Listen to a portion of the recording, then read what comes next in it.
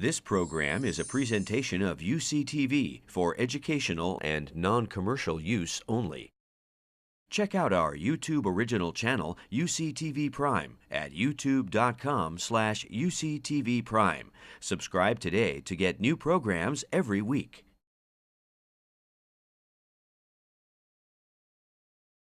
Pleasure to welcome you today to the third of three Hitchcock lectures to be given by Professor Michael Coe. The Hitchcock Endowment Fund was established in 1865 to recognize the highest levels of scholarly thought and achievement. This fund has grown over the years and has brought many notable individuals to the Berkeley campus, including Niels Bohr, Robert Oppenheimer, and Stephen Hawking. The bequest has become one of the most cherished endowments of the University of California. We are pleased to present to you today, under the aegis of the Hitchcock Professorship Fund, the highly distinguished Professor Michael Coe. Professor Coe is the Charles J. McCurdy Professor of Anthropology Emeritus at Yale University. As one of the foremost authorities in historical archaeology, his studies of ancient Mayan culture and writing systems have been heralded as major developments in the understanding and evolution of this fascinating civilization. Thanks to Professor Coe's work, we now know much more about the Maya, a people that achieved remarkable advancements in art, literature, mathematics, and astronomy. Professor Coe has written numerous books on the Maya, including Breaking the Maya Code and The Art of the Maya Scribe. He has also written about a broad array of Mesoamerican subjects, ranging from pre-Columbian art, pottery, and ceramics, to the history of chocolate in the Western Hemisphere, which I trust some of you heard about yesterday. Professor Coe's work is sensitive to developments in all areas of Maya research and to the growing knowledge about interactions between the Maya and other ancient peoples of the region. His studies have also extended to other Mesoamerican civilizations, including both the Aztecs of central Mexico and the Olmec in southern Mexico and Central America. As a result of these efforts, his work has significantly contributed to the awareness of Mesoamerican history and has influenced our understanding of the evolution of ancient civilizations in general. In this lecture today, entitled Parallel Civilizations, Ancient Angkor and the Ancient Maya, Professor Coe discusses the evolution of yet another mysterious civilization from the other side of the world, the Angkor of ancient Cambodia. The Angkor, still an enigma and a matter of dispute among academics, was a remarkable civilization that housed a vast urban complex. Professor Coe believes that there are potential analogies to be drawn between the ancient Angkor and Mayan settlement patterns. In so holding, he hopes to illuminate the mysteries that enshroud this ancient and fascinating civilization. Without further delay, I am pleased to present to you Professor Michael Coe.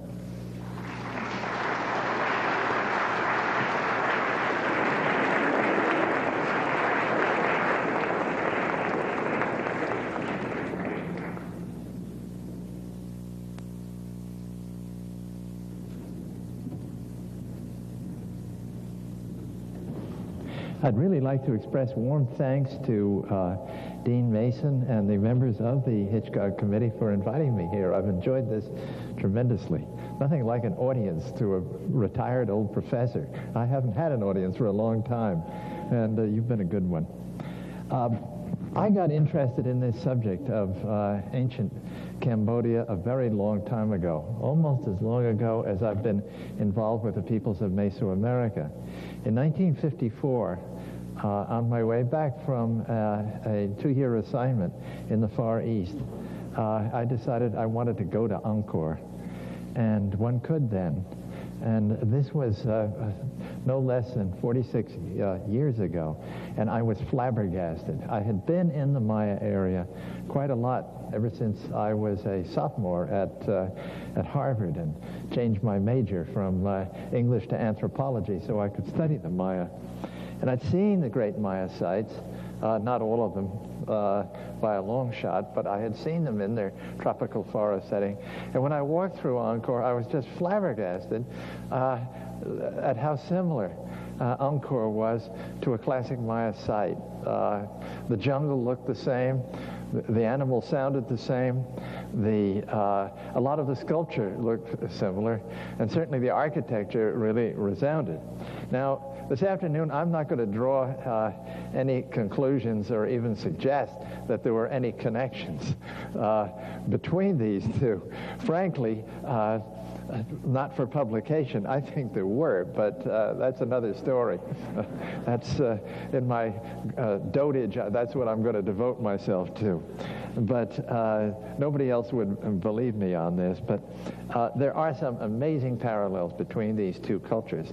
Now, the great strength of being an anthropologist, rather than any other kind of an ologist, is that anthropology, from its very founding, from its founders back in the mid-19th century, has been a comparative study.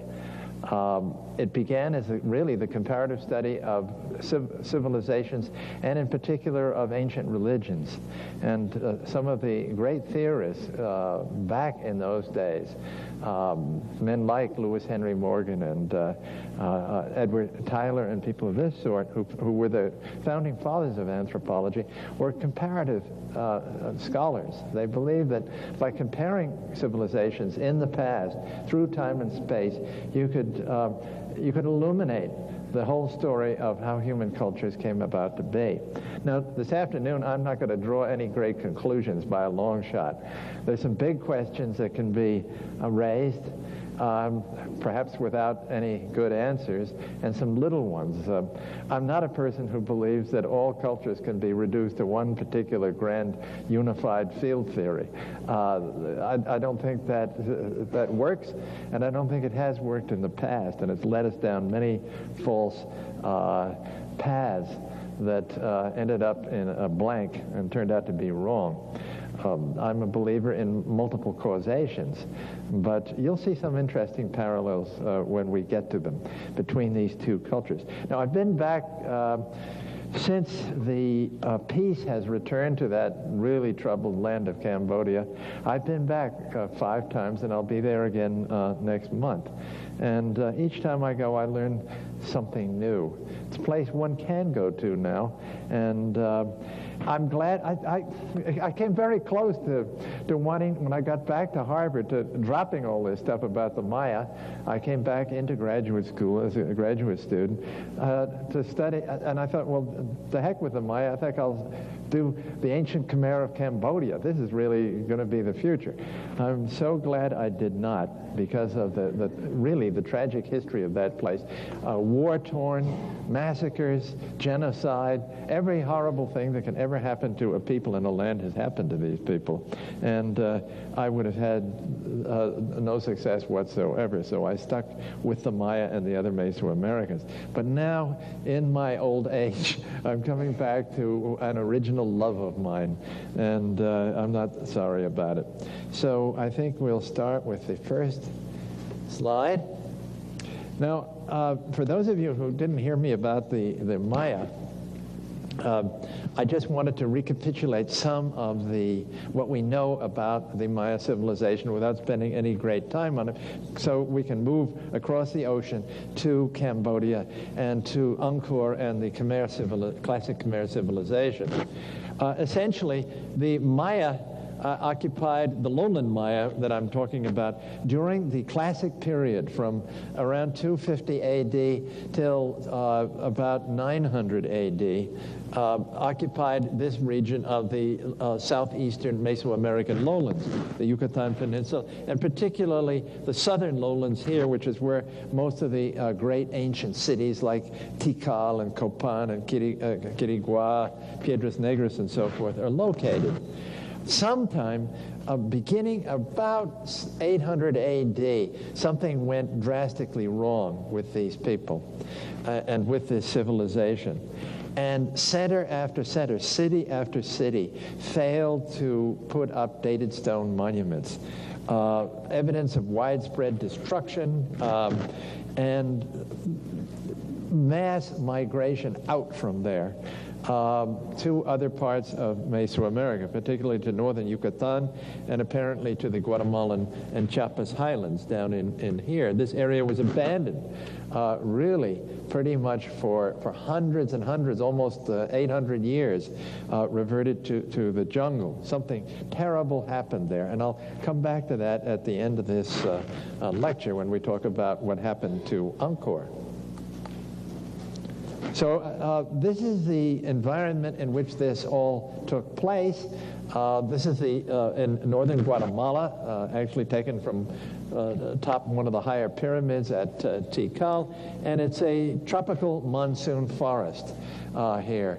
That's the original vegetation of the Maya lowlands. However, we do know from pollen studies that have been made by the palynologists that, in fact, this forest is a regrowth, that the Maya had most of it cut down, as a matter of fact, towards the end of the classic period due to their agricultural practices. But essentially, before humans came into this is what this area looked like. It's a tropical forest civilization that arose there.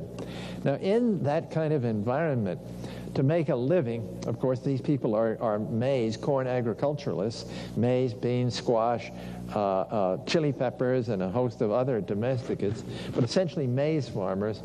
A form of cultivation called swidden or shifting cultivation is the rule and has been for hundreds and hundreds of years, and probably was largely so in the past during the classic period.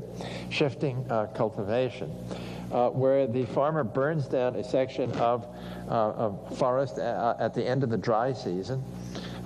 He cuts it down, allows it to dry out at the end of the dry season, and then fires it. And in the ashes, plants the maize, so that all the nutriments that were in the trees are now in the soil.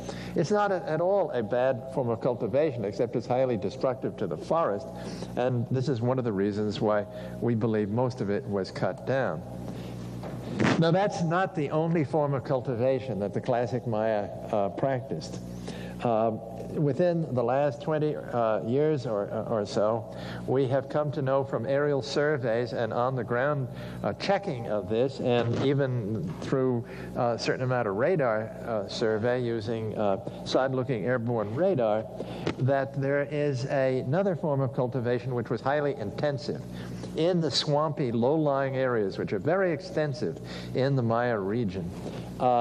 They cut what are basically ditches and canals, sort of the way the land of Holland was rescued, or the fens of eastern England, through drainage, leaving rectangular plots which are continuously wet, and using the mud from the ditches to basically fertilize these plots. And this is a highly intensive form of agriculture that was practiced in not really over the whole Maya area, but in certain important places. So they could probably support a lot more people than we gave them credit for, let's say 50 years ago, when we thought slash and burn cultivation was the only kind. There were very, very high populations, we know. I won't go into this here now, but there's excellent evidence from archaeological survey that the populations in the Maya area were tremendous. There were millions of people living in that area that by, let's say, 1000 AD probably had only a few thousand.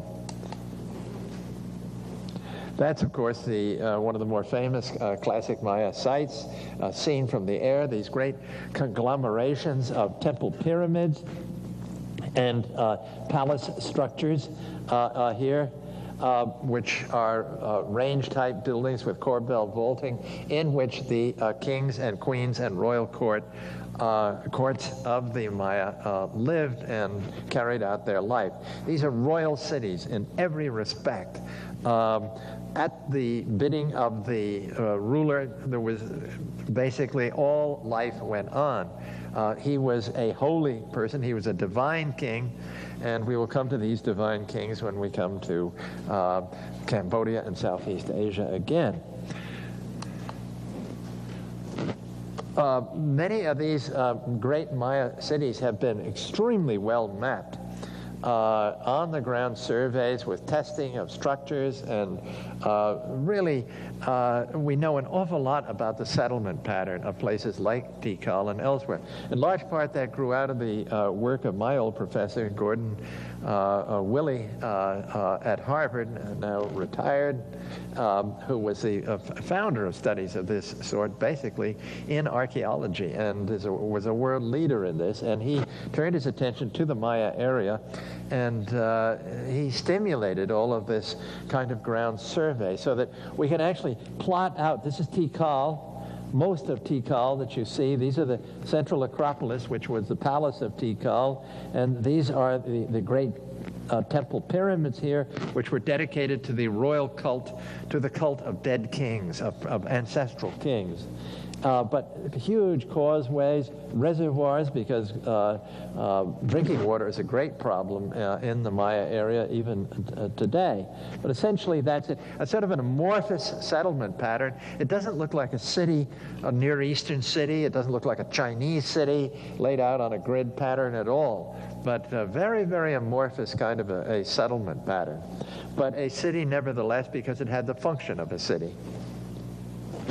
Most Maya architecture, most Maya buildings are really like wedding cakes. That is, there's layer after layer after layer after layer of buildings built up through the centuries by kings who had rebuilding programs and so forth, where they tore down the vaults, vaulted structures, superstructures on older buildings, and then raised other buildings above them. So here, for instance, at the site of Washaktun, which I talked about last time, is the original an original temple complex with 3 temples around it, perhaps dedicated to 3 gods, and then successive rebuildings until finally this thing has turned into a palace with interior temples at the end of the late Classic.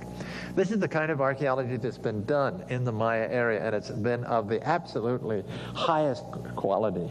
And it's the kind of archaeology that's barely begun in Southeast Asia. Maya architecture was extraordinarily beautiful. This is the site of Palenque, where some of the most beautiful architecture is. You're looking at a late Classic building, 8th century AD, called the Temple of the Sun at Palenque. And it was built, we know who the person who built this was. It's part of a complex of actually 4 different major structures in that area, built by a king named Khan Balam, the son of the man who was buried in the great Temple of the Inscriptions there. Very, very beautiful, all covered with stucco at one point, and it was sort of like a billboard up here. This is the roof comb, which had stucco figures of it, of the gods and of the ancestors. This is from, somebody asked me previously about this book by John Lloyd Stephens. John Lloyd Stephens went in the 1830s to this region with Frederick Catherwood, an English topographical artist. And later on, Catherwood in 1850 published a wonderful lithograph album of his lithographs of various Maya sites, including Copan. Stephens bought Copan for $50, so they could do whatever they wanted there, and they got a wonderful account of it. The Maya had put up stele, dated monuments of their kings. Put it the other way around. The kings put up monuments for themselves.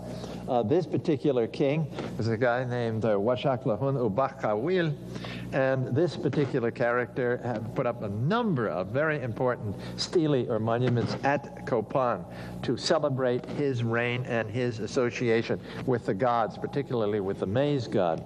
And in front of it are altars. This is a death's head altar. We don't know a lot about that, but the stele are usually associated with these altars. And of course, all of this has hieroglyphic writing on it. Now, these Maya kings were divine kings. They had the title of Kul Ahau, or Kuhul Ahau, the holy king of such and such a city. And many of these cities had very, very long dynastic successions, very long lineages. Tikal had dozens of, well, almost 24 rulers, one after another in an unbroken succession, really, which lasted almost 700 years. The other cities had more recent founding and therefore had to invent past genealogies. But these kings sat on thrones in their palaces. They had probably numbers of wives and a principal wife, and they had heirs apparent, and all sorts of rites were celebrated by them to mark victories and to mark important time periods. The writing, as you know from my first lecture, can be read. Even if we can't pronounce all of it, we can do most of it in what we call Choltean Maya, the ancestor of Chorti Maya, which was the literary language of these people. And we can read this. This is a huge, this is a great slab from Palenque, very, very late in the history of Palenque, by a master calligrapher. And it's the dynastic history of the kings of Palenque.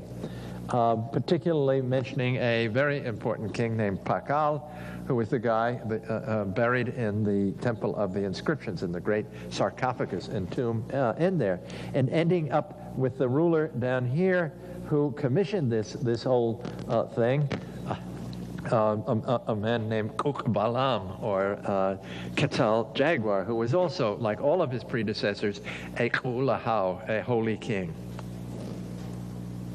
The Maya were tremendously warlike, except the people of Copan, who were relatively peaceful. There are hardly any war monuments there at all.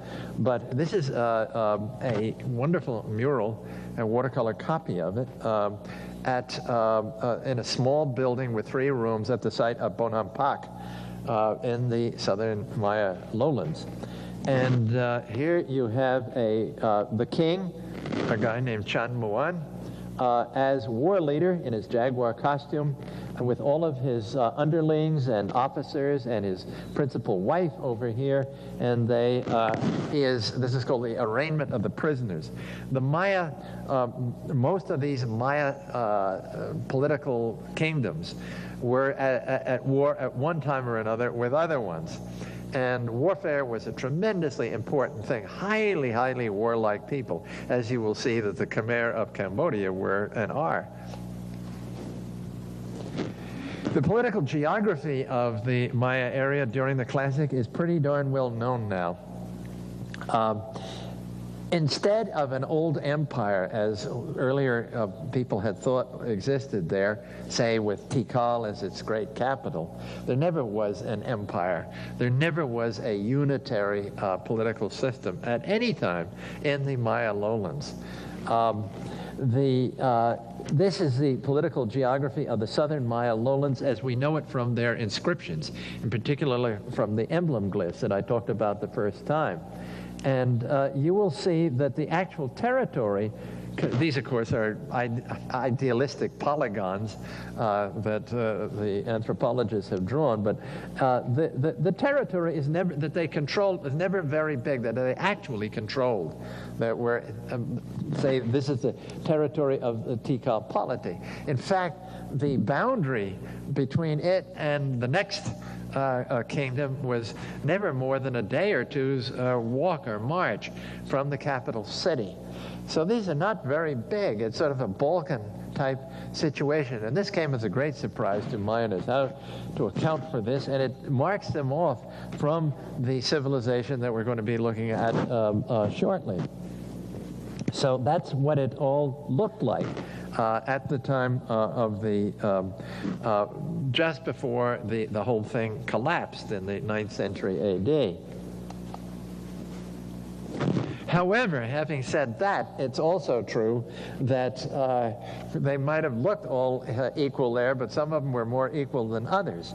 And in particular, these two cities, Kalak Mul here, that's its main sign of its emblem glyph, the snake city, and Tikal, this is anciently named Khan, or snake, and this is anciently, actually not Tikal, but Mutul we now know is the real name of Tikal. that these two cities hated each other. And they had a rivalry that went on for centuries, in which each one of them would try through diplomatic means and intermarriages and diplomatic visits and whatnot to somehow or another co-opt other cities and get them allied against their enemy. And this is a whole scheme that's come out recently of the political alliances and misalliances that took place during the classic period. We never could have done this 30 years ago, I mean 25 years ago. Now we can start talking about this kind of thing, now that we can read these inscriptions. The whole idea of warfare was not necessarily to get territory here, but rather, they never had that idea, but rather to get political hegemony over other people, to command tribute from states that were left alone, basically politically, but always had the threat of an army coming in. And secondly, and probably even more importantly, to take great captives, important captives from that other city and bring them in for torture and sacrifice. This is on a bone from a small, beautifully incised bone from the tomb of Hasao Chan Kawil, the king of the great king of Tikal, who won a great battle over Kalak Mul. And this is a prisoner from Kalak Mul on this, and he is actually given his name and titles here, and it says that he comes from Kalak Mul here, which is way to the north, their bitter enemy. So Tikal eventually won, but that's the main point of Maya warfare. Okay, that's the Maya. I'll come back to them later. Now let's move to the other side of the world, and I mean it is the other side, at least it is from New Haven. This is, of course, a map of Southeast Asia. And I'm not going to go into any great detail about the geography here, but this is Southeast Asia here, with the great Mekong River coming down through here, one of the largest river systems in the world. And it comes down through these lowlands here, and that is the center of the Khmer Empire right there. The Khmer held that, including the Delta region, which is now in South Vietnam, and then all of this land north of the Dang Rek Mountains up here in the Korat Plateau in northeastern Thailand, plus a whole lot more. That's the area that we're going to be looking at. The prehistory of this place, at least of Cambodia, is not well known, although the archaeology of Thailand, northeastern Thailand in particular, has been much better worked out than in this area here than in Cambodia proper. But about the beginning of the Christian era and in the first centuries of it, there were very important trade contacts between India and Southeast Asia. And contacts that also included Chinese goods coming in here, goods from India, and even goods coming from the Mediterranean, crossing the Malay Peninsula into entrepôts, trading posts in the coast of Southeast Asia or near the coast. The net result of this was that in this region of Southeast Asia, southern Vietnam, the Delta region, Cambodia today, Thailand, the Malay Peninsula, there were a series of chieftains, of local chiefs who were probably clan leaders or leaders of perhaps patrilineal clans, people who spoke an ancestral form of Khmer or an ancestral form of Cham, which is a Malayo-Polynesian language, and who had been taken as their model for how to put a polity together, India. This area became Indianized at this point. And there was a long time when, because of all of the obvious presence of Indian ideas here, that Indian patriots claimed that this was actually Greater India, but it was no such thing. These people were emulating the great civilization of India and taking the whole idea of the God King and of the exemplary center of the hero king, like Rama in the Ramayana, as the model to put together something more complex than a mere chiefdom. And you have during these centuries leading up to about 800 AD, you have the crystallization of some of these chiefdoms into real states built on Indian lines. This is not to say that Indians came en masse by a long shot. Perhaps gurus came at this point, wandering monks and priests and holy men. But many of these people who were gurus were probably Khmer who had gone to India to learn these things and come back. So it's no simple takeover. And why India rather than China? Because the Chinese model of contact is takeover. The Chinese imposed upon northern Vietnam, for instance, their way, their bureaucracy, their people, and their tribute system, so that you were beholden to the Chinese emperor, wherever he happened to be. This did not take place in the rest of Southeast Asia, and they kept the Chinese at arm's length except to trade. So you have these crystallizing kingdoms. The Chinese, there are Chinese reports about these kingdoms.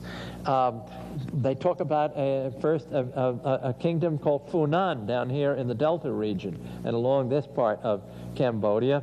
And then later they talk about a really important region called Chen-La up here in what's northeastern Cambodia and neighboring Vietnam.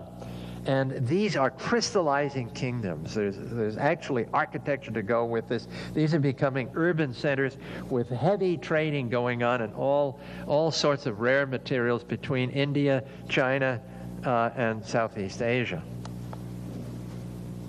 Incidentally, from down here in a site called Oc Eo, that in the Delta region that the French dug before the Vietnam War, they actually found Roman coinage coming all the way from Italy there. So these were really trading entrepôts. Now I'd like to say something about the geography here, because I've described to you the geography of the tropical lowlands of Southeast Asia, of southeastern Mesoamerica.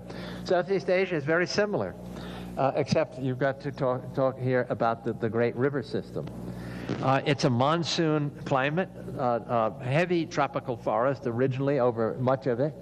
But the Mekong River is what really makes this whole area.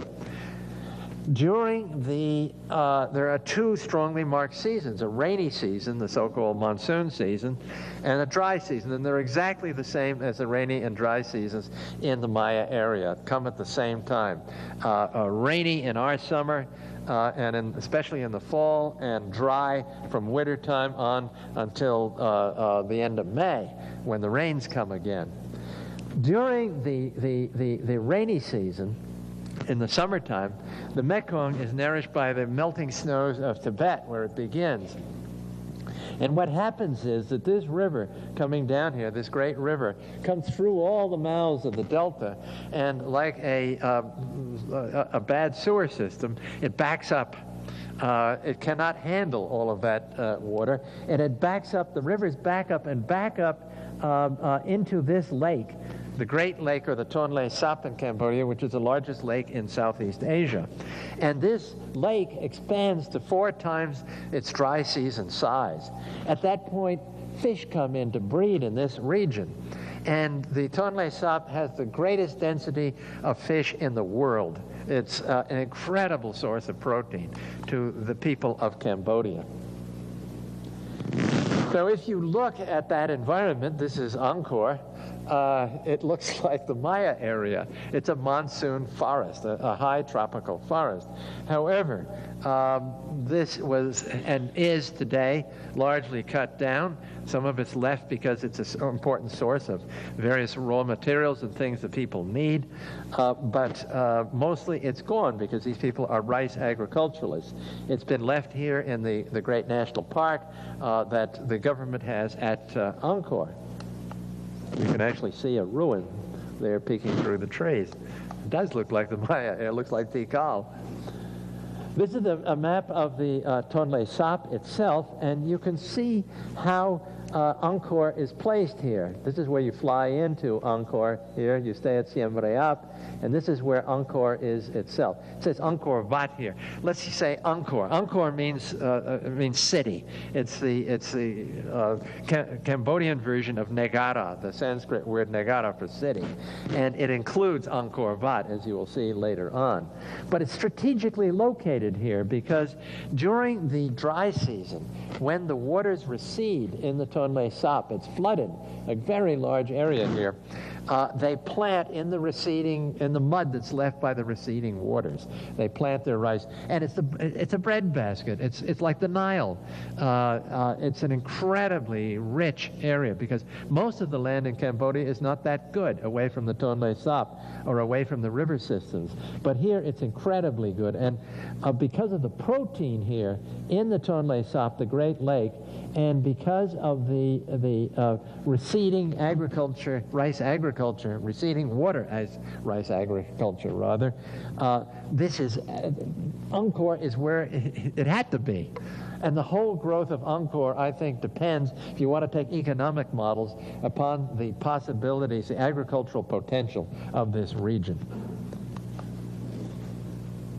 Now, as I said, there is a rainy season and a dry season.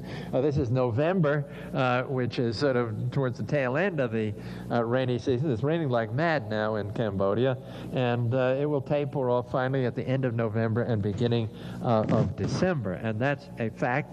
Almost all cultivation away from the Great Lake depends upon this rainfall. Most of rice in Cambodia is actually rainfall produced on fields that are merely watered by rain and not cultivated at all in the height of the dry season. Here you are looking out at the edge of the Tonle Sap. These are all flooded rice fields here, and as the water goes down, they will plant then in the mud, come in and plant in the mud, and this will all turn into green rice. It's quite a sight. But it's just loaded with fish. And there's a huge fishing industry here. Fish turned into the most unattractive stuff to the Western ears, eyes, and nose. Fish paste, fermented fish paste, which is a wonderful source of protein for everybody, and is part of the Cambodian diet. You get to like it after a while. This is now a rice field in an area that has been left by the receding waters of the Tonle Sap. I shot this one in November, and you can see a little Cambodian hamlet there. All the houses in Cambodia are on stilts, raised up above the deck there, and people live in the upper story, and the pigs and other animals, water buffaloes, live down below, which would make it very, very difficult to find these things archaeologically. And as I say, there are many kinds of rice grown in Cambodia, all with different, by the Khmer, all with different growing seasons, lengths of growing time, and different characteristics. Now today, of course, hybrid rice produced by the Big Rice Institute up in the Philippines, that's spreading everywhere. Not, in some cases, such a great idea. Now, this place is big. Angkor is huge. Angkor covers at least 75 square miles, 200 square kilometers. It's, I think, one of perhaps the biggest ancient archaeological site in the entire world, and I'll prove it to you in a moment. It's so big it can be seen from space. It's one of the things that you can see from space, like the Great Wall of China. And this is an image taken from the shuttle, Endeavour shuttle, a pass that when they passed over Angkor, and a project that was backed by NASA and the Jet Propulsion Lab to make radar pictures at different on different bands of Angkor itself. Here's the Tonle Sap down here. This is Angkor itself. These are the Kulen Hills from which from which all the water comes that runs down through Angkor to supply these huge artificial basins here. Really tremendous ones. There's Angkor Wat. This is Angkor Thom, with the royal palace there and the Bayon in the center, and all sorts of other complexes around it. But this thing is really enormous. Flying into Siem Reap, from the west, from Bangkok, if you look out the plain, you'll see this. That's the western Barai, the western reservoir here, completely artificial. Stone-lined on the edges. It's 8 kilometers long, which is 5 miles long. The center of it is actually right here. This has all been silted up over here. And there's another one on the other side of Angkor that's almost as big, and others elsewhere. So what were these? These are all rice fields here with hamlets. This is an ancient site right here.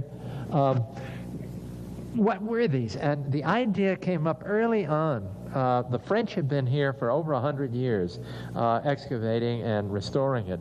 And the idea came up from their investigations that these reservoirs were there because it was an irrigation civilization, that the kings of Angkor had these things constructed by hundreds of thousands of slaves to keep the water in so that these rice fields could all be irrigated. That this was a prime example used by various, mainly Marxist historians and anthropologists to show that in Eastern Asia there was another kind of civilization that was a very rigidly organized kind of civilization that depended upon irrigation.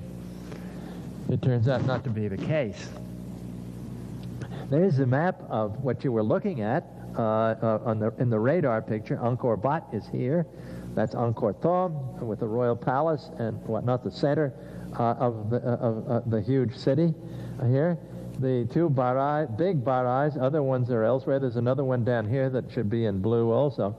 And I have put on that map of Central Tikal at the same scale. You can barely see it.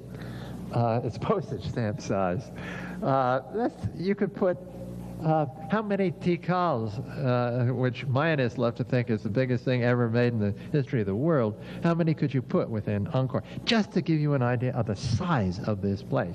Now, there's a difference that Angkor was the center of a great empire, a unitary empire, where Tikal never was. So one has to be fair about this.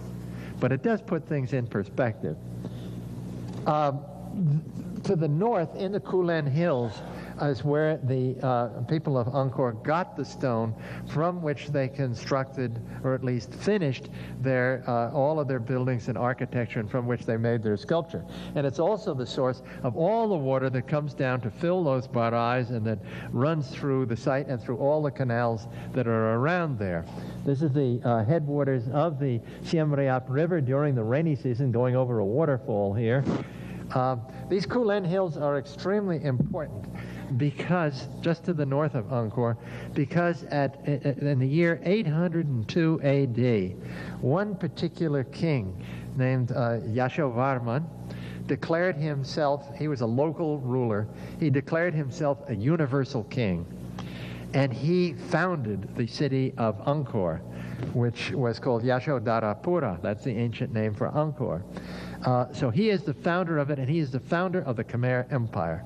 And it becomes, then you enter really something equivalent to the classic Maya period at this point. But in 802. I said that the models on which they drew were India, 100% from India. And the Indian model for building architecture, for building a royal center and a royal temple, and these were royal temples. Everything you see at Angkor, all the great structures are royal temples. What they are doing is reproducing the Himalaya mountains, the home of the gods. When they make these are temple mountains. And ideally, there's a central mountain with 5 other ones around it. This is a mandala. This is these are definitely mandalas of Indian origin. And you are reproducing here Mount Meru, the great mountain of the gods, where all the gods and spirits live in the Himalayas, according to Hindu mythology. And around it, you construct a moat. And the moat represents the sea that surrounds Mount Meru. Even though it's a square moat and all the rest of it, that's what it is. Conceptually, it's that. So, in making this into each one of these temples, each king, successive king, made his royal temple here, or in temples to his ancestors. He is aligning himself with the gods in Mount Meru. And the gods are the Hindu gods. Shiva, the most important of all, the god of destruction, but also a great creator god, and the god of the royal family and the royal house and of the king himself, as seen in the form of a lingam, which is a stone phallus, which represents the Godhead and the king at the same time. Vishnu, another very important god, the preserver, and Brahma, the creator. These are the three gods of the Hindu Trinity. There in one of the temples is a lingam sitting in the female yoni here. It's been busted off, but it actually goes way underground, and it represents the three, Shiva on the top, and then the other two gods further down in parts that you cannot see. And these are the gods themselves. This is the divine part. This is the holiest part of each temple, is the lingam here, which each successive king dedicated. These are royal foundations. Now, where's that? You think it looks like Tikal. It's Angkor. I practically fell over when I saw this for the first time in 1954. The earliest architecture in Angkor, this is a temple mountain actually, looks terrifically Maya. And I really don't think there's any connection because the dates are wrong. Remember, this can't be any earlier and isn't any earlier. It actually dates to the 10th, early in the 10th century A.D. The Maya area is over by that time. The Maya were making this kind of thing long before the Cambodians were. So if there was any influence, it went the other way. Mayas paddled their canoes across the Pacific and brought it to the other side. But it's remarkably similar. Each one of these temples has inscriptions in it. The inscriptions are generally on the sides, on the jambs of the buildings, of the doorways, when you get to the temple on the top where the lingam is kept. And what do they say? Some of them are in Sanskrit, and some of them are in Khmer. The Sanskrit ones are of interest to the history of religion because they're entirely religious. They describe the dedication of the temple to a particular god and describe the holy ancestry of that particular king and so forth. And they're poetry. They're actual Sanskrit poems, very beautiful ones, in writing that's eventually derived from India, but it's typically Khmer writing, but writing in Sanskrit. The Khmer ones are much more interesting to archaeologists because they give you some economic data. They tell you that each one of these temples had so many villages attached to it that had to produce, through corvée labor and tribute and temple work, had to produce so much each year at certain times. And some of these temples had, and temple complexes had thousands of villages attached to it, with thousands and thousands and thousands of people who are called knum, which some people translate as slaves, but nobody's quite sure what. Probably the majority of the people in the landscape of the villagers in Cambodia were attached to one or another of these temples in Angkor and all the other provincial sites. We know from the inscriptions, which don't tell us really a great deal, that there were as much as 90 provincial capitals in the Angkor Empire, and each one of them filled with temples that had its own villages. I suspect the Maya were organized the same way, and yet, unfortunately, Maya inscriptions don't tell us this kind of a thing. They tell us other things. In fact, there's much more history, actually, in Maya inscriptions than there are in Khmer ones. Now, everybody thinks it's Angkor Wat. Well, this is Angkor Wat. It's only part of Angkor, but really incredibly beautiful. And it's the largest religious structure in the entire world, and was built in the first part of the 12th century by a great and important king, as some people think his funerary temple. His ashes were eventually going to be deposited in a deposit underneath or around or by the lingam that would be here. But it's not dedicated to Shiva, which most temples are, but rather to Vishnu, because the main entrance actually faces west here. You come in from the west here. It's again a temple mountain, a quincunx with 4 towers around a central one. And some of the most beautiful sculpture in the world occurs there. Here is a map of it with an enlargement of some of the galleries, the great moat around it. Huge, huge moat. I mean, really, everything's big. This is coming in from the west. And then galleries that are absolutely covered with bas-reliefs. These are the largest and longest continuous bas-reliefs in the entire world. All over Angkor Wat are these wonderful images of apsaras, who are divine beings, lovely, lovely women, who were created during the churning of the Milky Sea and the first moment of creation. And they live in the Cambodian heaven, but they represent, obviously, the thousands of probably palace attendants and dancers that were at the beckoning of the king and his court. This is one of the corridors of in Angkor Wat, the galleries, and these are all covered here, this surface, completely with bas-reliefs, extraordinarily and complex and beautiful bas-reliefs. One of them shows the king, Suryavarman II, seated on his palanquin here, surrounded by his court officers with umbrellas and fans and fly whisks and so forth. And here is what he looked like.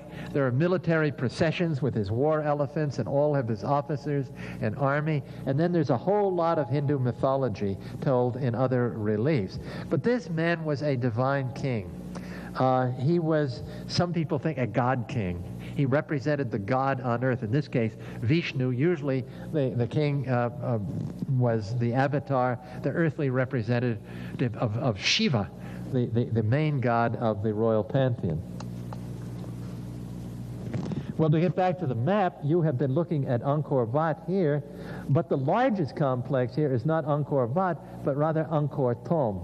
It's so big, I mean, you stand at one of these entrances and look across up this road to the center of it, and it's all the way to the horizon, and then you realize there's another part that keeps on going all the way over there. A map like this can't even give you an idea of the scale of this. This is just part of the moat around Angkor Thom. In Angkor Thom, the king who was responsible for a lot of the architecture that you see was a man named Jayavarman VII. Unlike his ancestors, he was a devout Buddhist, but a Buddhist of the Mahayana sect, which was much more complex and much less austere than Hinayana Buddhism, which comes in much, much later, and therefore incorporated the Hindu gods into their mythologies and everything else. All around Angkor Thom, and especially at the gates and in the center of it, the Bayon is a face of what people think is Lokeshvara, the Buddha of the future. However, it's the portrait, most people think, of Jayavarman VII himself. And they're all over the place. Every one of these towers has these faces looking out, 4 faces around it here. Each one has 4 faces looking out. So everywhere you go, this is the very center, the central complex at Angkor Thom. You find this face looking out at you with his enigmatic Khmer smile. There are wonderful bas-reliefs in the Bayon and the center of Angkor Thom, showing all kinds of scenes of daily life and, like the Maya, scenes of warfare.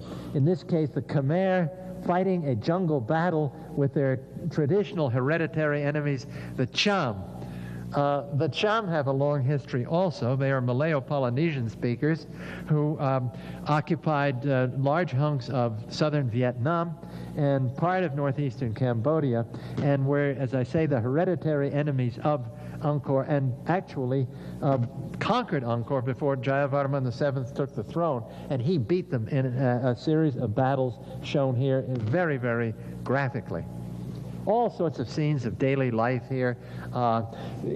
We know from, well, let's say right now, an awful lot of what we know about ancient Angkor is not from excavations that the archaeologists have done, because they've been mainly concerned with reconstruction and making the place into a tourist site and with art history, not with big anthropologically interesting questions. Most, therefore, of what we know about their life comes from two sources. One, these bas-reliefs on the Bayon, and secondly, a Chinese traveler named Zhou Daguan, who was a diplomatic envoy from the Yuan court, the court of the Mongol kings in China at that point, and who came back after a year or two in Angkor and wrote a wonderful account of late 13th century Angkor. It's delightful, it's wonderful to read, and gives, and most of what people talk about is actually based upon this, particularly upon Zhou Daguan, because the Khmer sources don't tell you these things.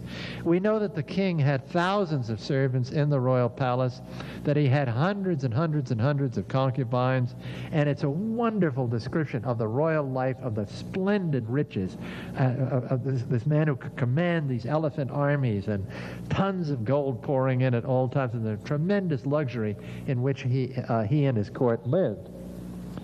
This is a scene in the Bayon showing probably part of the palace, but I'll come to the palace in a moment, the royal palace, but that's all we know.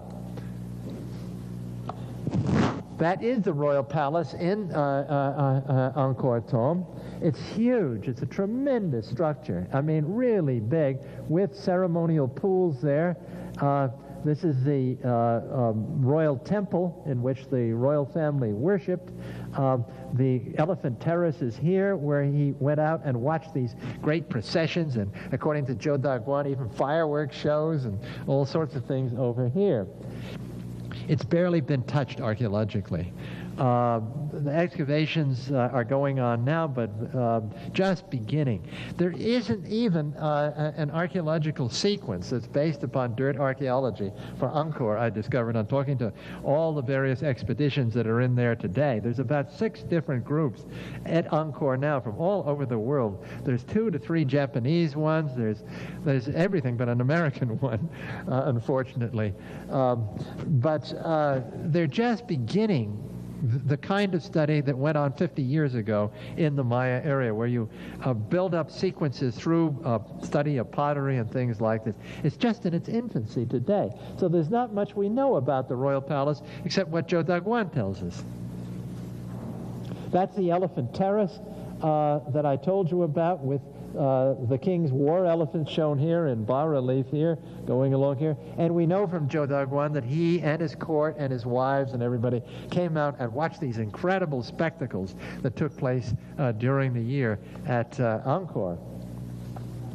Well, now, everything comes to a halt here eventually, but before it does, under Jayavarman VII and the later kings, Angkor basically conquered the rest of most of Southeast Asia. Large parts of Thailand. They held all of this area of Vietnam down here, all the way into Burma, and then down into the Malay Peninsula in what is Malaysia today. It was a huge empire at its height. Reaching its height probably in the 11th, 12th, and 13th centuries. But then things eventually starts to fall apart. At their height, there are numerous provincial capitals. This is one of the most amazing of them, a place called Pravehyar, which until the Khmer Rouge decided to make peace with the government about a year or so ago, you could not go to. I've been there. It's an incredible site on the edge of the Dang Rec Mountains overlooking the Cambodian lowlands here. And it's sort of scary to go there because you know that the people who are taking you around these ruins were Khmer Rouge only about 2 years ago. Now they're selling Coca-Cola to the tourists. But Sic Transit Gloria. But it's a wonderful ceremonial site. And there's sites like this all over Cambodia and northeastern Thailand. And at this point, I've been to an awful lot of them. This is a very important site in Pi Mai in Thailand today that's been beautifully restored by the Thai government, which has done a lot of very good archaeology. A sort of a miniature Angkor here. And even in Laos, there's major Angkor sites. This is the most important of them. Wat Pu, which is above the western bank of the Mekong River in Laos, one of the palace structures here. It hasn't been reconstructed at all, but it's a very beautiful site and a very ancient one. The problem in studying Angkor is, and all the theories about Angkor, is that there's no, until recently, there's been no really good map of Angkor. That's the equivalent to the maps that I've shown you of classic Maya sites. They've never done the on-the-ground survey that should be done. Except recently, the Japanese International Cooperation Association, or JICA, has made some really good maps that are almost impossible to get. I'm still trying. I photographed these things surreptitiously the last time I was in Angkor. You're looking at the photograph of part of it. Wonderful maps, topographic maps using aerial survey, photogrammetry of Angkor. And it's really important to do this. This is Angkor Thom. The royal palace is up here. This is where the Bayonne was. This is Angkor Wat. This is the western Barai, the eastern Barai up here, and so forth. This covers a big hunk of Angkor, just this map here in 3 or 4 colors. And very, very detailed. It's got elevations here. And what's come out of this are 2 things. First of all, it turns out that it's impossible that these barais, these great reservoirs, ever could have irrigated the fields that past investigators like Bernard-Philippe Grolier claimed it did. He claimed that this was a great irrigation civilization city. It's impossible that these things could have done this. It just doesn't work out from the elevations. And there's no sign that the dikes that go around this were ever breached to flood these fields. In fact, we know that from very good studies that geographers have carried out here recently, well, not as thorough as they might be, but they've started it, that basically these fields are not irrigated, but rather they've got some flood retention devices and to hold the water back so that it doesn't all run out as the dry season goes on. There's a lot of water coming down from the Kulen Hills to the north into here to fill these reservoirs. So what are the reservoirs there for? The reservoirs are there for ideological reasons, because the Hindu religion that they followed demands reflecting pools, demands these sacred oceans around and near their holy sites.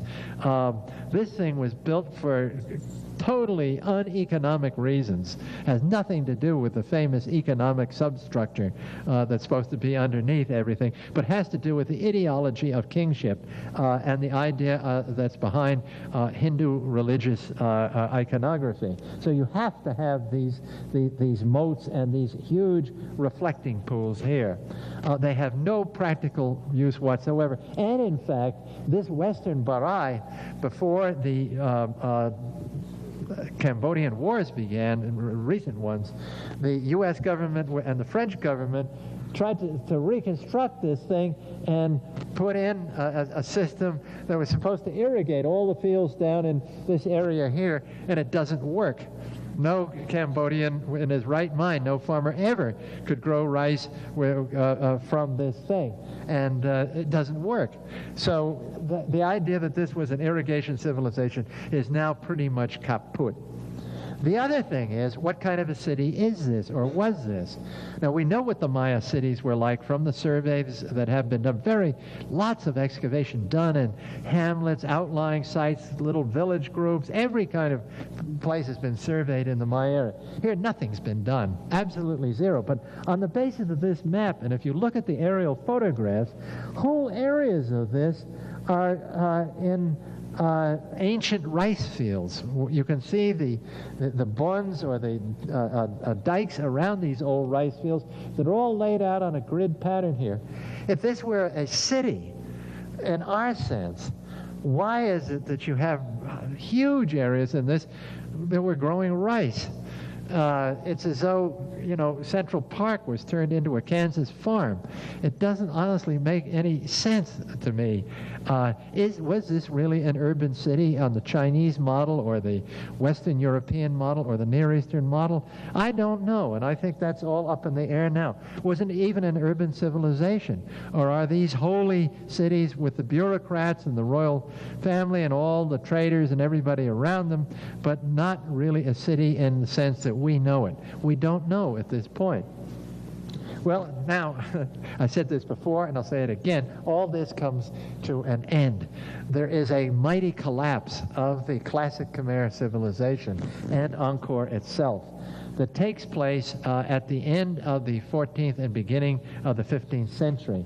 As the Thai come into Thailand and start moving down, originating in China, and come down here, they begin attacking Angkor and the outlying parts of the Angkor state, and start defeating the Angkor kings. At the same time, the other peoples are moving down in here, particularly the Vietnamese and so forth, taking over other areas from these people. In 1431, Angkor is abandoned, largely, not entirely, but largely. Monks stay on, and the capital is moved down to this region here, eventually to Phnom Penh, where it is today. The court moves down, but it's in total disarray. It's nothing the way it had been before. The kings are still divine, but they have extremely little power compared to their ancestors, Jayavarman VII and Suryavarman II and Yashovarman I. It's a pale reflection of what went on. They've gone into a post-classic phase of all sorts of disruptions taking place. At the same time, the Thai victors introduce Theravada Buddhism, which is totally different than what the Khmer rulers had been used to, and totally different from the ideology of the Khmer god-king. Theravada Buddhism is the kind of Buddhism practiced in Sri Lanka. It's practiced in Thailand and a number of other countries, including Laos. And it is in Cambodia today. And it is built around the meeting hall, where monks who do not belong to high-ranking nobility or anything, it's a highly democratic religion, all meet to decide the affairs of the community. And this is the basis of Theravada Buddhism. It's a communal religion, and a religion it's a gentle religion. No more warrior gods like Shiva going out and raising all kinds of Cain with the enemy. It's a totally different ideology. It does not celebrate the royal, the building of royal monuments for the royal ashes, but rather puts up stupas that look like the old royal monuments, but for ashes and relics of important Buddhist saints. A totally different religion comes in at this point. And Angkor does not entirely disappear, because the Theravada Buddhist monks continue to use Angkor Wat. Wat means a Buddhist monastery.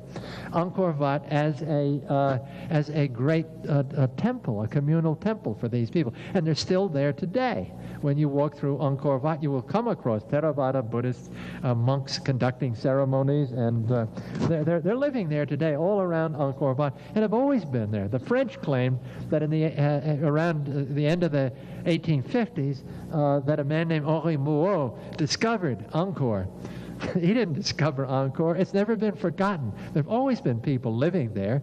All the Cambodians knew where it was, and the Cambodian monks kept it clean and kept it cleared. You could always go and visit Angkor, and many, many visitors did, even before Monsieur Henri Mouot came there. So it's a total takeover. There is Phnom Penh as it is today. That's the royal palace there, and the king there still is a king and a royal house there, but greatly, greatly diminished. He's still divine in many respects, but nothing like his ancestors. So what has happened here in this collapse is a total socio-political collapse of an ancient system that had an ideological basis to it. We see no reason to believe that it was anything economic that resulted in this, but rather the whole raison d'etre of the whole thing, the God King, no longer could rule. I have a quote on this from, I had a quote from a wonderful student of this subject, who was an American diplomat, Lawrence P. Briggs, who wrote a great book called The Khmer Empire, which really got me going on this. And he says, here, it's a long, long sentence. No amount of blows from without could account for the unfinished condition of temples and sculptures begun decades and even centuries before the fall of Angkor, or for the systematic mutilation of the images of the hated gods seen everywhere at Angkor, and you do see that. In short, to use a crude expression, the wonderful period of ancient Khmer civilization ended, not so much because the Khmers got licked, but because they got religion. And this is absolutely true. Now, let's just finish it off and look at the Maya again. Oh, there, by the way, is what happened to Angkor, most of Angkor. It went back to the forest there, and these great jungle trees took it over. This is Ta Prohm, a wonderfully romantic part of Angkor that the French archaeologists have left in its original condition. The same thing happened to the Maya area. This is Tikal, an artist's reconstruction of it around 1000 AD, 100 and something years after the fall of the Classic. And all these structures are now going back to the forest with various small little groups camping out in the ruins here, from the, but mutilating the monuments the same way the Cambodians had done at Angkor. And no longer, all of these cities now abandoned, and they moved somewhere else. They moved, according to very bad records we have, to the north into northern Yucatan and possibly into Guatemala at this point. And at the same time, just as in the Cambodian case, a new religion comes in into the Maya region. This is taken at Chichen Itza. A religion based upon a god who had not existed before among the classic Maya, and that's the feathered serpent, or Quetzalcoatl, known to the Maya as Kukulkan. It became a single cult in which the old Maya gods had really pretty much been put to one side. They built a four-sided pyramid in honor of Kukulkan here. And this is very, very late. I mean, this is now, we're talking about after 900 AD to about 1200 AD, when all of this, here's a feathered serpent on one of their temples. Grim kind of architecture, highly militaristic, and definite evidence of outside people coming in from Mexico at that point, just as the Thai had come into the old Khmer area. So an ideology has now, the old religion is totally overturned. There are no more god kings left in the Maya area, just as in Cambodia. There are no more scribes. They no longer make that beautiful pottery with those wonderful scenes. The scribes have all gone, as far as we know, very few of them left. Total destruction of an old way of life. So what did it? Well, a number of archaeologists on both sides of the water think that these two ancient civilizations were really, the destruction of them was because after 600 or 800 years, and that's how long most ancient civilizations last, that the people had had enough. but they'd had, after all, when you consider that all of Cambodia, most of the people there, were basically slaves of these great temple cities, you can understand that they get pattern exhaustion. They get tired of doing the same thing over and over again. In the Maya area, because of the good studies we have, we know that this went along with other factors. It went along with environmental destruction, and it went along with a collapse of the agricultural system. There's no evidence for this in Cambodia, but that's because they haven't looked. As I say, Cambodian archaeology is 50 years behind that of the Maya, and someday we'll know this kind of thing. So that's the story that's told by these two civilizations. They run in parallel, except slightly askew as far as time goes, but there's so many things that can be learned and thought about, and new ideas come up by comparing these two civilizations. Whether they were connected or not, we don't know ever. I don't think they actually were, but they have lessons to give to each other that I think we'll all want to learn from someday. Thank you.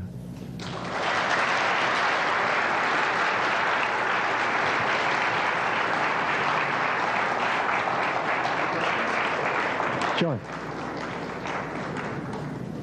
Time for a few questions, if you have them. Yes, please. Yeah, when I was in high school, we read about the Maya, war and bloodletting and torture. And I was wondering, where are the depictions of dancers or musicians or people making love or doing the things that people do in real life? In real life. Now, that's a good question. That whole business about all the bloodletting and whatnot, there was a period in Maya studies about 15 years ago or so where everything was blood. And the picture came up of a bunch of people who were doing nothing but sort of mutilating themselves and each other to draw blood, et cetera, et cetera, et cetera. And that's a little bit exaggerated, we now know. But on the other hand, this did occur to a certain extent, just as human sacrifice did. But the ordinary day-to-day life of the Maya is depicted. You get views of this on the classic Maya pictorial pottery. We have palace scenes. You don't show on that. You don't show the Slavs. The proletariat doesn't show on that. Just like they, in most civilizations, that kind of life is really downplayed. You have the elite were concerned with their own life, with themselves, and with courtly things. So a lot of that has to do with the courts, and we get a lot of views of what went on in the courts. Marriage negotiations, feasting is big now on classic Maya pottery. You see this on Justin Kerr's wonderful rollouts of classic Maya pottery. This kind of thing going on, gift giving, tribute. This kind of thing. That's what you get depicted there. The Bonampak murals, which are the most, or were, now they're largely destroyed, the best picture into what it looked like in a classic Maya site. They show you warfare in one room going on, off in the jungle, really very accurate description of this thing. Arraignment of prisoners. Then it shows preparations for a great celebration going on, and all the palace servants and so forth are there doing whatever they have to do, including people who are putting all the equipment on the participants. And then finally the last room shows a great dance going on with probably the feathers from several thousand quetzal birds involved in that in their costume. But the point is that the dance is a sacrificial dance. There's somebody getting sacrificed and beheaded eventually there. That's what you get for the classic Maya. There are no scenes that I know of that give you the kind of life that you find at Angkor in the Bayon reliefs, where you have people showing them cockfighting and gambling and stuff going on in markets and whatnot. We don't have that. They were operating on a different level. But we know an awful lot about courtly life from this. Yes, please. Yes, Professor, I have a couple. About what is the ratio of of size between Tikal and Angkor? About how much larger? How much larger is Angkor than Tikal? In ratio. It's at least 15 times larger, maybe 20. If you look at that map where I put Tikal in Photoshop, I put it on at the same scale, and it's only this big, and Angkor's like that. It's about 15 times. I'd say at least. The other question is, you mentioned the Chinese scholar. Yeah, Zhou Daguan. Yes, could you spell that out? And are there any... Zhou Daguan? Well, I'm going to use the old Wade Giles system of transliteration. C-H-O-U, then T-A-K-U-A-N. Zhou Daguan. I don't know what the pinyin is for it, but that's Zhou Daguan. And he was a diplomat, Chinese diplomat. And it was published first in French, in a French translation by Paul Pelliot, but you can find it in bookstores in Bangkok in English, little paperback. It's wonderful. It's really very entertaining. He had a wonderful sense of humor, and he loved those Khmer ladies. He really did. What they call it in English? Is there an English title to that book? It's the Customs of Cambodia. It's a the Chinese, when they went on these expeditions, for trading expeditions and diplomatic ones, they would get back and they'd write up an account of what they'd seen. And these are very early ethnographies. They're often very entertaining. There's another Chinese named Ma Duanlin, who also was much, much earlier, who describes sort of pre-Angkor life. Somebody could search through Chinese archives someday and find more of these things, but there are a lot of descriptions. The Chinese were always interested in the barbarians, the outer barbarians. I mean, they were really fascinated. They were early anthropologists, and they really liked that kind of stuff, and they wrote it up. And Zhou Daguan, we know, is very, very accurate. Everything he says is true. Please. Knowing what we know about Polynesian navigation between Southeast Asia and the rest of Polynesia, all the way to the Easter Islands and Hawaii, is it possible that there was any pulling back to the Mayan region? Because I know that there's at least some botanical. There definitely is. That's right. Well, you want me to let my hair down about this? I am convinced from a lot of time spent in Asia and Southeast Asia. I've spent as much time there as I practically have in Mexico and Central America, and extended stays in Bali. I'm convinced that there's a connection. And I think that this connection is on an intellectual level, and that it took place sometime in the early centuries of our era. It would have involved such things as the transmission of bark paper books, the technology behind bark paper books that are folding screen books. It would have involved calendrical things, such as permutation calendars. The Balinese permutation calendar is practically identical to what I've described of the Maya calendar. It's incredible how close it is. When I talk to a Balinese calendar priest, I can predict the next thing he's going to say from what I know about the Maya. It's really strange. There are color directions, the idea that the universe is associated with the four directions, but which have colors and plants and specific birds and animals associated with them. That's spread all over East Asia, Southeast Asia, and Mesoamerica, a little bit up into the southwest of the United States. Just thing after thing after thing, always on an intellectual level. Of course, there's no horses, there's no water buffaloes, there's no rice, there's no wheat, etc., etc., etc. But I think that the navigational skills of the peoples of East and Southeast Asia were tremendous. The people of Borneo in the first centuries of our era got all the way to Madagascar. The people in Madagascar speak a language that is from Borneo. That's a long, long, long, long way. These were master navigators, these people. And We know that. The Chinese were master navigators. The Southeast Asians were. If you go to Borobudur and look at the great boats that are in Borobudur and Java, there, these huge outrigger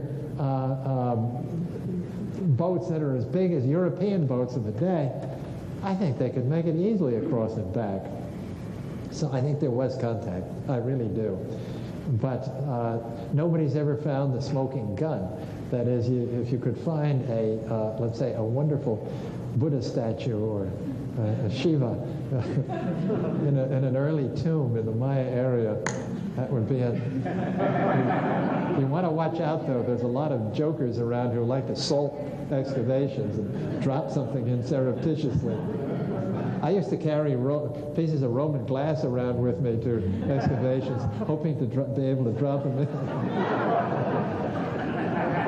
But I really do think someday, I think there really is, I mean, the eclipse calendar of the Han Chinese, which I talked about last time, or 2 times ago, of Han Dynasty China, is identical to the eclipse calendar that's in the Maya Dresden Codex that the Maya had. There are many ways, there's a number of ways to skin that cat, and it happened to be that the Maya and the Chinese did it alike, as Sir Joseph Needham, who once was up here lecturing in the same series, pointed out. Yes, please. A Maitreya in Palenque. No, I've never seen a Maitreya in Palenque. I'll tell you what has shown up, though. A Roman figurine, a head. I didn't drop it. Showed up at a site called Calixtlahuaca, which is near Toluca in the highlands of Mexico, way southwest of Mexico City. And it's in a pre-Columbian context. I know the guy who found it was a very fine archaeologist. It's underneath a sealed floor in this site, which is a very late site. I mean, it's in an Aztec period, but it's pre-Spanish. And they've recently analyzed that, and it's Roman. They carried out chemical analyses on it. There's no doubt about it. It's terra sigillata. It's a Roman figurine. How did that get there? Yes, please. Yeah, like, is any relation, you think, with the Bay of Jars, I guess, Brazil? Are you talking about the so-called Phoenician stuff there? I'm not going to get into that one. That gets a little... That's a guy called Barry Fell, and I don't believe anything he says, to tell you the truth. But a Roman figurine isn't going to worry me, because there are Roman figurines that show up at Ocao, that site in the Delta region of Vietnam, which was very early, the first centuries of our era. So who knows? I keep my mind open about this, I really do. But when it comes to the big question, is all of Maya civilization or all of New World civilization transplanted from the Old World? The answer is no. Most of it is basically native. Yes, please. The question of the use of the term warfare. Yeah. I'd like to discuss that for a moment. The warfare that's depicted on the Bonhomme mural Right.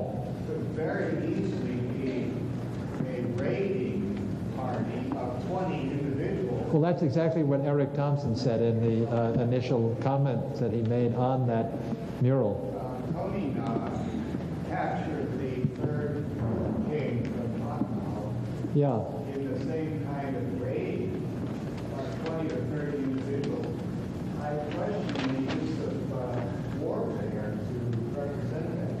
Well, that's how you define, can I answer your question? That's how you define warfare. I mean, it depends on how you define warfare. I think raids are part of warfare.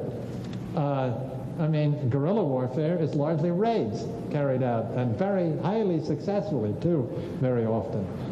That's the way the Maya fought. They fought the Spaniards with raids, actually. The Maya were great resistors of the Spaniards.